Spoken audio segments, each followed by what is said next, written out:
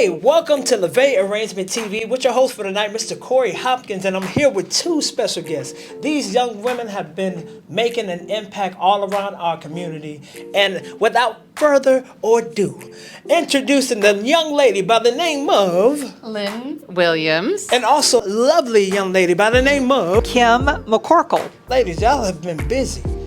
We are busy. We're busy all the time. No, it's an understatement, busy.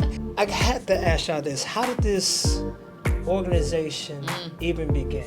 I started working at Homemade Austin in August of 2022. It's one of the challenges that they told me when I was going through the interview process was, hey, we have this fundraiser that we're supposed to be putting on. It's the first one since COVID. Homemade started in Austin in 2018, and then COVID hit, so it kind of stalled out. It was August, it was November 22nd when was the first. Ugh. So we had 3 months. You know, we've done it online before. We're not going to figure it out. It's too soon. It was August, it was November 22nd when was the first. Ugh. So we had 3 months. We've already sent out save the dates. Yeah. We've already sent out the hotel has Yeah, our yeah. contract. I'm Very like, confident. challenge accepted. Yeah. We're gonna do it. Kim came on about a month later. I said to her, oh my gosh, we have to put on a gala. And she's like, what? And so we had to put on a gala. Just the two of us. And Katie was actually in Portugal at the time. So it was Kim and I on the ground. Katie did all the signs and all the digital stuff and the stuff that we needed at the gala, the collateral and everything we needed. She did that from Portugal. Yep. And we started selling tables.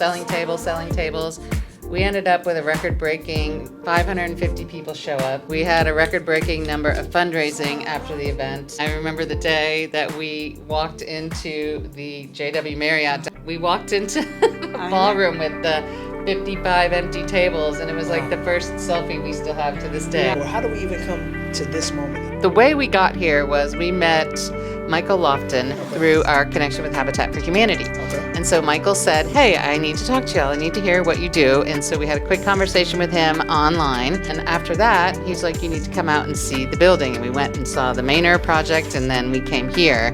And that's the day we met you, your brother, the amazing people here at the African American Youth Harvest Foundation. We went home and I took a nap because it made me exhausted because you guys are so amazing and full of energy. The same thing. I mean, Lynn and I are always affected by the heart. Something happens every day. Understood. We had no idea when we got here that we were going to just be, I mean, our heart, we just were led by our heart the whole way. Hearing from Terrence, your brother. And again, I did the same thing. I didn't go to bed right when I went home. I went to bed at 8 because we were just emotionally exhausted in such an amazing way, knowing that there was a connection. There was a heart connection between Homemade, African American Youth Harvest Foundation. We just can't wait to see what's going to happen. Everything happens for a reason. Now let's jump into what y'all do around this community. So last week was impactful. I wanted you guys to elaborate on all these different projects that y'all have done for these different organizations. Y'all do so much. The first thing you did with us last week, or one of the first things, is that you joined us at Caritas. Caritas is a nonprofit that they feed over 200 people Monday through Friday, and they need help. They need volunteers because they have 2 people in the kitchen to make luscious, healthy food for these people. And so you came in and watched us with another group volunteer greens. and do that. Caritas also helps with housing for the homeless. That's the clientele they walk alongside are the homeless, and people who need that extra step up. Yeah. They do wraparound services, pantries, they do a lot of stuff. When I was a kid, the one thing that I wanted is I wanted to matter. Yes, ma'am. And even as an adult, I wanted to matter. Yes, ma'am. And the fact that we get to walk alongside our homeless neighbor, our unhoused neighbor at Caritas, and look them in the eye and say, how are you doing? I hope you have a good day, so they know that they matter, means the world that we can do that. Y'all made it feel like a little restaurant. Yeah. I saw it was a lot of teamwork. Teamwork. And it's not only just volunteers, these are owners. HBA, Homeowners Association of Austin. So we walk alongside a lot of builders. Got it. And so probably 95% of our volunteer days are companies who've called Homemade and said, we have philanthropic hours, we want to give back, because we do. We put together almost 40 volunteer days a year, and 35 of them are probably companies that have approached us and said, how do we give back? Please help us. So the next project we went on, I think, was the Chesmar I was about to Homes. say Chesmar. Through the HBA of Greater Austin, we are the recipient, one of three usually, what's called a benefit home. So Got it. we get one of the builders in the community to kind of mimic what Homemade does, right? So what Homemade does is we go out, we find someone who needs some sort of project built. We go to the builder and say, hey, can you help us with this project? Donate materials, labor, time, anything you can give us to reduce the cost of that project. That way, the service providers who we serve can keep that money in their program and keep doing the good work. Exactly. We have a quality build that they know the building's not going to fall around them. They're not hiring someone who isn't reputable. Understood. Our builders are knowing that this service provider is going to be there for a long time. So, we kind of bring those people together. So there's a builder that says, hey, we want to help Homemade. So they do the same thing. So they will get a home and they will talk to their trade partners, who are one of the most important parts of our mission. They will say, hey, can you donate to this house? We're going to sell it at market value, and whatever proceeds are going to go to 3 different organizations. It's usually Homemade, the Home Builder Association of Greater Austin, which is a workforce development program that they use that money to give scholarships and the professional women in building. So they use that money for different things. And then they pick a third charity of choice. It's an amazing opportunity that they give back to us. Beneficiaries of the 2025 HBA Benefit Home. We are privately funded, so basically we don't get any money from, grants or the government or the city. So everything that we do, we have to fundraise ourselves. To do this without any funding from the government Yeah. says how much y'all do in the community that they want to give back to y'all to keep this program going. Right. They said teamwork. Makes the dream work. I knew y'all was going to hit it right on time. Third one we need to talk about is the Society of St. Vincent de Paul. Hello, my name is Michael Willard. I'm Executive Director of the Society of St. Vincent de Paul for Central Texas. And I just want to say how thankful we are that Homemade has become a partner for us in helping us meet our mission. Our mission is to serve the poor. We do that in lots of different ways, but one of the primary ways is through our food pantry. And Homemade was significant in helping us renovate our food pantry area. So we put in a brand new walk-in cooler, more than doubled our space to hold cold food, but then also made changes inside the building so that we're more efficient in moving food and bringing it into our facility and then taking it out of the facility. When we're serving somewhere between 14 to 1,500 families on a Saturday, we need better space to do that, and Homemade came to our aid to give us that. So we say thank you very much to Homemade for that. And so that's just another way that they have continued their partnership with Society of St. Vincent de Paul, and it's just been a blessing for us, and we're so appreciative of that. And that home visit, that individual touch makes such a difference for the neighbors that we serve, that they feel listened to, heard, and embraced by the mission and the work of St. Vincent de Paul. So thank you, Homemade, for your service with us. You help us be more efficient, serve more folks, and we are very appreciative and say thank you. And at St. Vincent, St. Vincent is the patron of the poor.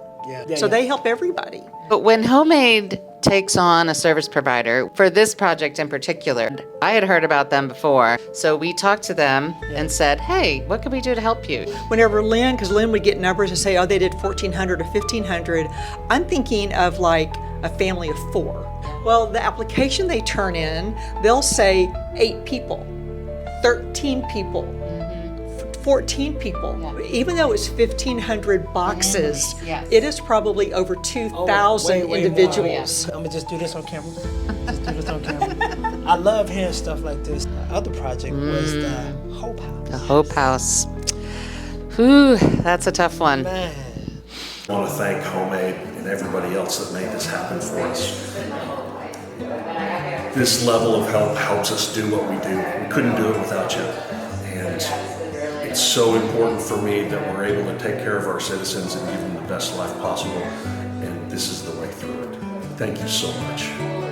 My personal story, it's funny with Hope House. When I was growing up, my mother was a nurse. She was a nurse for a long time. And when she left nursing, she decided to help people with developmental disabilities. Started her own school for kids with Down syndrome, like a group home facility like Hope House. My whole life I've been involved with, the kids who have been developmentally disabled. And so when the opportunity came to help Hope House, I thought, oh my gosh, this is going to be a great day. I can't wait to get back into this kind of thing and help those kids, because it was so hard to see them. Those kids deserve every bit of happiness. It's emotional. This is kind of like the passion that we have. We're going to have 16 more beautiful spaces for them to come. Call it like a legacy. We're not going to leave them. We're going to keep helping them, whether it's, so, all the gaps that they need, Homemade wants to be there to help them fill those, not just now, but forever. I appreciate the passion, because the passion is what drives you. It was another one. Uh-oh. I believe it was Foster Village. Oh, yes. Yes. Oh my gosh, Yes. Foster Village. Welcome to Foster Village.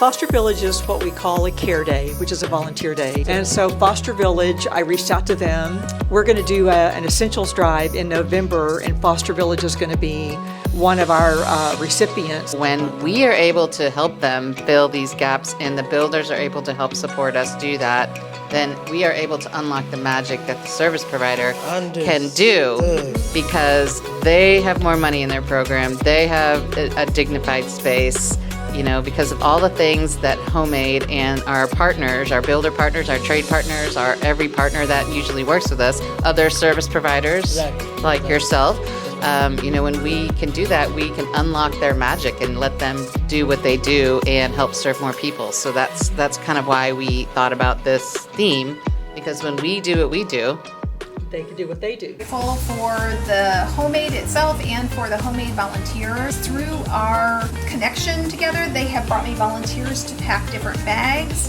Some of their builders have built shelves for us in our office.